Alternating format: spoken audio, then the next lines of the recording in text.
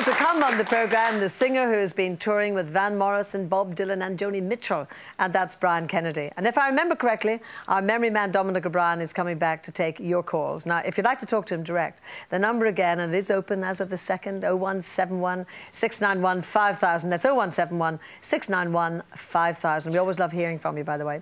Now, our next guest claims that she lives, breathes, eats and sleeps theatre. So it isn't surprising that she has practically moved into the West End in London.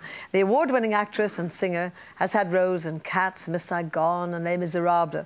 But currently, she's starring in the hit musical Chicago. Now, I know you're going to give a huge welcome to Ruthie Henshall.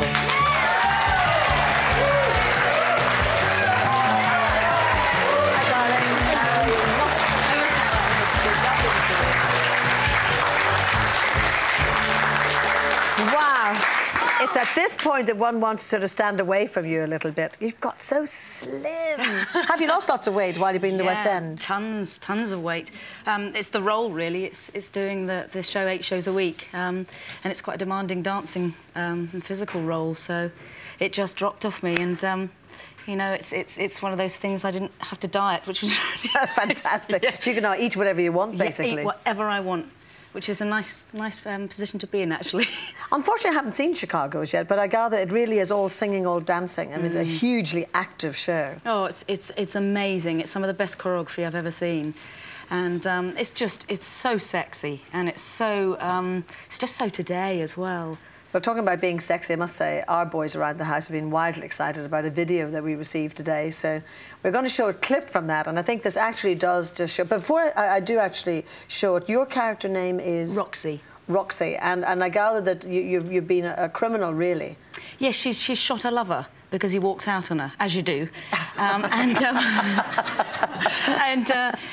And she basically gets put in prison and meets up with a lawyer called Billy Flynn, who defends her on the grounds of she was abused by him, and he was an alcoholic and he beat her, and, you know, all that kind of thing, which is very topical of today because isn't it interesting what the media can do for people? They can make stars out of...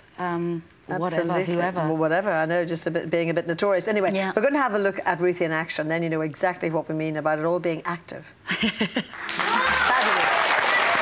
Very good. That would certainly make anybody want to go and see it. Is this like Ruthie Henshall being released? Oh, it's wonderful. It was such a lovely opportunity for me because before now I'd always sort of what people would call the pinafore parts. I played all those, you know, all the sweet roles, and it was really nice to get down and dirty, really, especially with those boys. We do love those boys. Hard on the throat, though. That's a real sort of raspy sound you have to come up with on occasions. Yeah, I mean, it was interesting because normally I'm one of those... I'm now a non-smoker, but I was a sneaky smoker. I was one of these people who, you know, at parties, I'd be under the counter, you know, and it started creeping up more and more when I was doing this show, and I realised that I didn't have to have a pure sound. So I was, you know, creating this kind of much raunchier sound every night, so I could be a little bit more abusive to my voice, and I had to stop it because it was getting too... I was getting like sort of Rod Stewart. And then the realisation of a dream, because you're going with the part to Broadway. Yes. Now, how much have you dreamt about this in the past? So much, so much. I mean, it's... if you talk to any American who's starred on Broadway, they dream of coming to the West End. And I think we all dream of going to Broadway. So it's such an incredible opportunity because I kind of... I like the way the Americans work. I like their hunger and... Discipline's good there too, isn't it? Absolutely. And I kind of feel that I've got a very American side to me, so I think I'm going to like it there. And having loved all the big stars, of course, in the musical, very, very poignant that we have these ballet shoes, these point shoes on this. Tell the story about these. Well, I just recently did a concert called Hey Mr. Producer, which was a tribute to Cameron Mackintosh, his 30 years in the business or whatever it was. And I was standing on stage and in a dressing room with Julie Andrews and Bernadette Peters and Judi Dench and all these incredible people, Julie Mackenzie. The list is endless. There were incredible people. And Julie Andrews and Bernadette Peters, but Julie Andrews for longer, has been one of my idols, and I just think she is amazing. And all of a sudden, there was Julie Andrews sat in a pink dressing gown in the corridor, kind of just chilling with all of us, just having a really lovely time. She was such an incredible woman, and she walked into our dressing room. She said, and this is an incredible thing, because it makes me realise that the people who are at the top are the nicest people, because they don't need to shout very loud. It seems to me that all the people who feel they're not very important are the people who shout the loudest.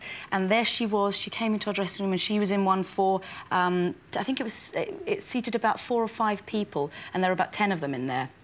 And she knocked on our door and she said, "Is it possible?" She said, "My hairdresser could just do my hair in your room." Well, the 3 of us shot up from our seats. "Yes, have mine, have mine, have mine." And when she signed your shoes she as did. well. When she left, I rubbed my bum on the seat just to have a little rub Oh, up on it's me. lovely. Just It's lovely realising all those dreams. Now, there's only one question I want to ask you. I'm not going to talk about the Prince Edward relationship in per se, but I just want... Did you take him home to meet your mummy? I did. Yes, I did. What, on a Sunday lunch or something? Yes. And she still made it, "Oh, I wouldn't care who he was. He was just another person. That was all he was." Funny that she actually went to the village hall and got their tables and chairs and put them out in the garden. And did he take you home to meet his mother? Did he take me home? Yes. Yeah. Wow. Yeah. So you've been at it, but you don't really talk about it very much, do you? No. Well, it's just, you know what? It's a case of being loyal to him as much as I would hope that he would be loyal to me. And I think certain things that I wouldn't talk about other ex-boyfriends, so... Well, I'm so thrilled for you that everything's going so well. I don't think you'll ever have time to get married now to John Gordon Sinclair, that lovely boy. We will. He's in Glasgow at the moment doing Gregory's Girl 2, which is wonderful. And, well, I mean, as he went, I was kind of like, oh, 3 months, you know, he's up in Glasgow. We'll see each other every day, you know, every weekend. And, oh, see you later. And I thought, oh, party, party, party. I'm so bored. And now you're going to Broadway. Now. We want to wish you well on Broadway. I hope it goes very well for you, Thank Ruthie. you. And congratulations on Chicago, because it's a great success as a musical. Thank you very much indeed. Ruthie Henshaw.